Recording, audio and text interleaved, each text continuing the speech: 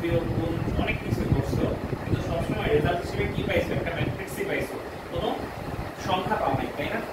So ম্যাট্রিক্সের কি মান তাইলে বের করা পসিবল না? ম্যাট্রিক্সের কি কোনো ভ্যালু নাই? আছে, শুধুমাত্র স্কয়ার ম্যাট্রিক্সের ভ্যালু বের করার একটা সিস্টেম আছে, যেটাকে বলা হয় ডিটারমিনেন্টস। এই ডিটারমিনেন্টস পরবর্তীতে মানুষ অ্যাপ্লাই করতে হচ্ছে এরিয়ার ক্যালকুলেশনের টাইমে। ডিটারমিনেন্টসের ভালো একটা প্রভাব দেখা যায়। এই ডিটারমিনেন্টস অত্যন্ত ইম্পর্টেন্ট একটা টুল রিয়েল লাইফে, ঠিক আছে? এটা দিয়ে দেখবো অনেক কিছুই করা পসিবল, এগুলো অঙ্কতে করা যায়, ডিটারমিনেন্ট ইকুয়েশন সলভ করা যায়, এরিয়া ক্যালকুলেশন করা যায়, আরো অনেক কিছু আছে এটা করা যায়। এখন এটা কিভাবে করবে, তো এটা কিভাবে করবে এই জিনিসগুলো খুব দেখার দরকার নেই, সময় নষ্ট ছাড়া কিছুই না। যেটা হয় যে সাইনটা ফার্স্ট এটাকে হচ্ছে কি বলুদাসের মতো দুইটা দাগ দিয়ে দিতে হবে বড় বড়, ঠিক আছে? এখন তোমার পরীক্ষা আসলো ম্যাট্রিক্স, তুমি ডিটারমিনেন্টসের সাইন দিছো পুরো অঙ্ক কাটা, এটা খেয়াল রেখো। জাস্ট একটু এই পার্থক্য হচ্ছে কি আগেরটা একটু তুমি এটা দিছিলা, এখন যদি ডিটারমিনেন্টসে এই সাইন ইউজ করলে অঙ্ক আর দেখবে না কাটা, আবার ম্যাট্রিক্সে যদি তুমি এই সাইন ইউজ করো তাইলে অঙ্ক দেখবে না কাটা, ঠিক আছে? সো কি করতেছো সেটা আগে ভালো করে দেখে নিয়ে তারপরে সাইনটা বসাবা, ঠিক আছে? সো এখন ডিটারমিনেন্টসের মানটা তুমি কিভাবে বের করবে, নির্ণয় করবে কিভাবে, প্রশ্ন হলো সেটা। এখানে তুমি যে কোনো রুল বা যে কোনো রো বা যে কোনো কলাম বরাবর তুমি গণনা করা দিতে পারবা, ঠিক আছে? তো আমি ধরে নিলাম যে প্রথম কলাম বরাবর, প্রথম রো বরাবর এটাকে হিসাব করব। এটাকে হিসাব করার যে পদ্ধতিটা সেটাকে বলা হয় হচ্ছে বিস্তার করা। ইংলিশে কি বলতো? বিস্তার মানে হচ্ছে এক্সপ্যান্ড করা। এটাকে এক্সপ্যান্ড করার জন্য আমি ফার্স্ট রোটা ধরে করতেছি, বাট যে কোনো রো বা যে কোনো কলাম বরাবরই জিনিসটা করা পসিবল, ঠিক আছে? নিয়ম কি? নিয়ম হচ্ছে প্রথমে তুমি এ লিখবা, প্রথম এন্ট্রি যখন লিখবা তখন এ বরাবর রো এবং কলাম বাদ দিয়ে দিবা, তাহলে কে আছে এফ এইচ, তাই না? সেটাকে এরকম ছোট একটা ম্যাট্রিক্স আকারে লিখবা এফ এইচ। তারপরে প্রথমটা যদি প্লাস থাকে পরেরটা মাইনাস করতে হবে, নিয়ম। প্রথমটা প্লাস ধরতে হবে এটা বলে দিচ্ছে, ঠিক আছে? ওরা রুলস। প্রথমটা প্লাস ফিক্সড, পরেরটা মাইনাস, তাহলে ফিক্সড। যদি এখন বি ধরি, বি বরাবর রো এবং কলাম বাদ, আর দিলে ডি এফ জি আই। তারপরে সি ধরলে সি বরাবর রো এবং কলাম বাদ, তাহলে থাকবে ডি ই জি এইচ। এখন এটা 2/2 অর্ডারে এসে বসছে, স্টিল ইটস আ স্কয়ার, তাই না? 2/2। সো তাইলে এখন এইটাকে কি করবা? এইটাকে ফার্স্ট টাইম হচ্ছে কি a বরাবর গুণ মাইনাস a বরাবর গুণ, তাহলে এখানে আসবে e i minus h f, minus এর b যদি ধরি এখানে আসবে d i minus g f, আমি লিখলাম f g, লিখলাম প্লাস c যদি ধরি তাহলে আসবে d h minus e g। So এই যে এটা দেখো, এটা এখানে যদি এখন সংখ্যা দেওয়া থাকে তাহলে কিন্তু তুমি মান বসালে উত্তর একটা সংখ্যা এসে পড়বে। এই 1 2 3 4 5 6 এখানে বসাই দিলে লাস্টে একটা ছোট ডিজিট এসে পড়বে, তাই তো? আচ্ছা, এখন একটু দেখো এখানে কিছু কাজ করা হয়েছে, এগুলোর আবার আলাদা আলাদা নাম আছে। এই নামগুলো বাংলা ভার্সনকে শুধু বাংলা ইংলিশ দিলেই শিখতে হবে, আর ইংলিশ ভার্সনকে শুধু ইংলিশ শিখলেই চলবে, ঠিক আছে? দেখো যখন তুমি এই জিনিসটা এক্সপ্যান্ড করছো, এর সাথে কাকে গুণ দিছো, এই জিনিসটাকে এ বরাবর রো এবং কলাম বাদ দিয়ে যেটা গুণ দিছো, আবার বি ধরছো যখন তখন এটা গুণ দিছো, আর সি দিছো যখন তখন এটা। এই বরাবর রো এবং কলাম বাদ দিয়ে যেগুলো পাওয়া যাচ্ছে সেগুলোকে বলা হয় এ এর মাইনর। এটা হচ্ছে মাইনর, এটাকে বলা হবে এ এর মাইনর। মাইনরের বাংলা কি? মাইনরের বাংলা হচ্ছে অনুরাশি, ঠিক আছে? তাহলে এটা হচ্ছে বি এর মাইনর, এটা হচ্ছে সি এর মাইনর, বুঝতে পারছো? আগে দেখো পরে লিখো। এখন যদি তোমাকে বলি ই এর মাইনর কত, ই এর মাইনর বললে তুমি ই বরাবর রো এবং কলাম বাদ দিয়ে দিবা, এস জি আই আসবে, বুঝতে পেরেছো?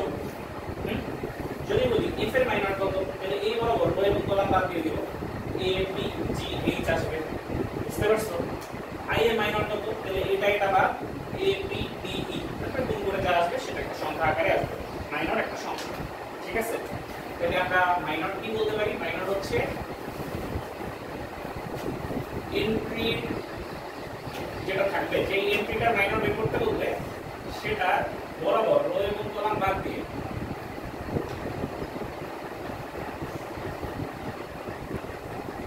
হিসাব করলে যা পাবা সেটা, ঠিক আছে? এটা হচ্ছে মাইনরের ঘটনা। মাইনরের ডেফিনিশন আসবে না, সিস্টেমটা কি মনে রাখবে।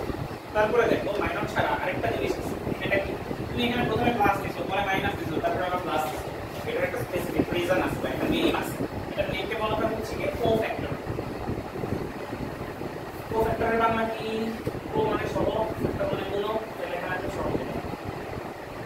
দুইটা শিখা লাগবে, ঠিক আছে? সবগুলো হচ্ছে গিয়ে প্লাস বা মাইনাস চিহ্ন সহ।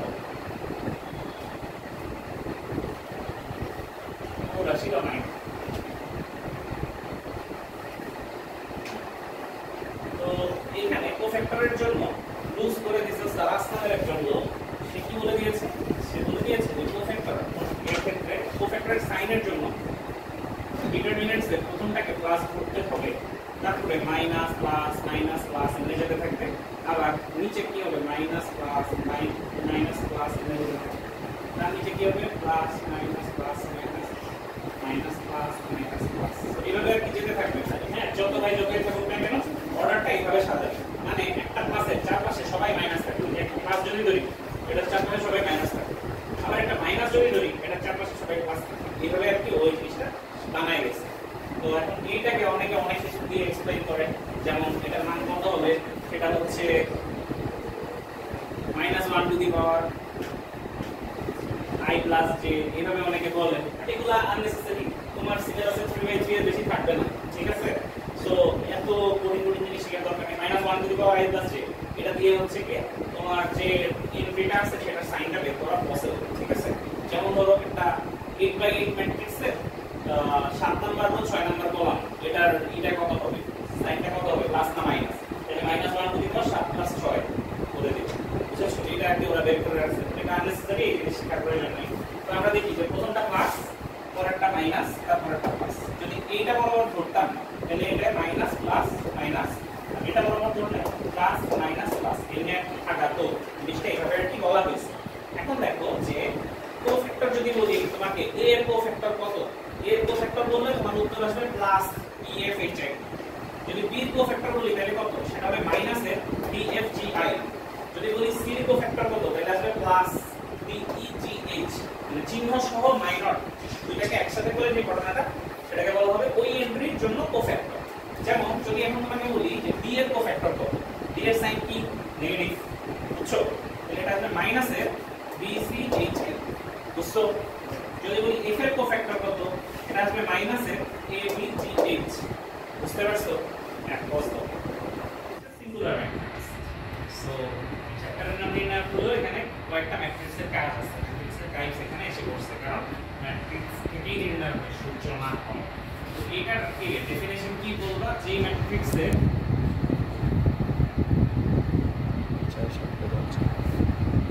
ডিটারমিনেন্টসের ভ্যালু 0, সেটাকে বলা হবে সিঙ্গুলার ম্যাট্রিক্স বা ব্যতিক্রমী ম্যাট্রিক্স।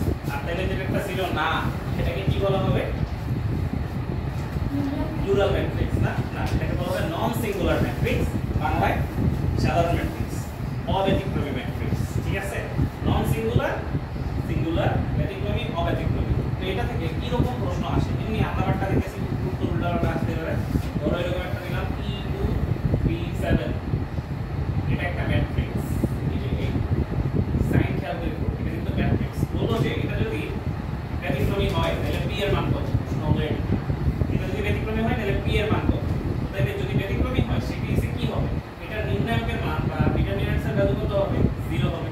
এই যে দেখো ম্যাট্রিক্স ছিল প্রশ্নে, তুমি কিন্তু এখানে নির্ণায়কে নিবা যে যদি এত হয় বা বলতে হবে প্রশ্ন মতে অ্যাকর্ডিং টু দ্য কোশ্চেন এত সমান 0, তাহলে এখান থেকে কত আসবে 7b - 6 সমান 0, বুঝছো? তো 7b - 6, তাহলে b আসবে 6/7। এরকম ভাবে আর কি অঙ্ক করে। তো এটা দিয়ে দেখবা বইয়ের প্রায় প্রচুর অঙ্ক আছে এটা দিয়ে। তো এটা মোটামুটি শিওর যে তুমি এখান থেকে 2 নাম্বার কমন পাবাই পাবে, ঠিক আছে? পারতে হবে। হ্যাঁ, বুঝছো? বাংলায় প্রশ্নের সিঙ্গুলারও থাকতে পারে, ব্যতিক্রমীও থাকতে পারে। সিঙ্গুলার কিন্তু উদ্দেশ্যের অস্বীকার ওটা দিয়ে সিঙ্গুলার লিখে দেয়। সিঙ্গুলারও বলতে পারে, ব্যতিক্রমীও বলতে পারে। ইংলিশে শুধু সিঙ্গুলারই থাকবে। If this matrix is singular then alpha is equal to 1, question হচ্ছে এটা। সিঙ্গুলার হলে তোমাকে আগে এই সাইনটা দিয়ে নিতে হবে যে এটা ডিটারমিনেন্টস এর ভ্যালু বের করতে চাচ্ছ, এত সমান 0। তাহলে এখন alpha plus 4 into alpha minus 2 minus 16 সমান 0। তাহলে এখানে যদি করি হয়ে যাবে alpha square plus 4 alpha minus 2 alpha minus 8 minus 16 সমান 0। Alpha square plus 2 alpha minus 24 সমান 0। কি হয়েছে? আচ্ছা, এটা বেশ না? তাহলে alpha square plus 6 alpha minus 4 alpha minus 24 সমান 0। তাহলে আলফার ভ্যালু আসবে -6, 4। আমরা ক্লিয়ার করে রাখলাম। হ্যাঁ, আচ্ছা। এই গেল। এটার পরে আরো কিছু অঙ্ক আছে, যেমন ধরো কিছু অঙ্কতে এরকম উত্তর আসতে পারে ওই যে -3 + -4 square -4ac divided by 2a, ওই সূত্র দিয়ে সলভ করতে হয়। ভয় পেও না, উত্তর এরকম আসতে পারে ধরো 5 + -√3 বাই 2, এরকম এই রাজশাহী বোর্ডে দিচ্ছে এইবার এই মনে হচ্ছে অঙ্কটা ভুল, তাই না? কেটে দিলাম, কিন্তু এই ঠিক আছে, সমস্যা নেই। আচ্ছা, এগুলো বাদ দিয়ে বইয়ে যা আছে সব পারবা, কিন্তু স্পেশাল একটা আসছিল একটা বোর্ডিং, সেটা পারবা না।